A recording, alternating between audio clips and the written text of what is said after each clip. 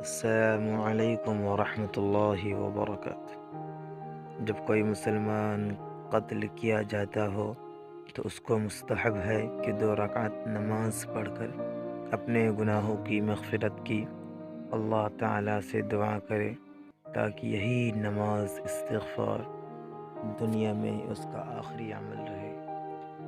ایک مرتبہ نبی صلی اللہ علیہ وسلم نے اپنے اصحاب رضی اللہ تعالی علیہم اجمعین میں سے چند قاریوں کو قرآن مجید کی تعلیم کے لیے کہیں بھیجا تھا۔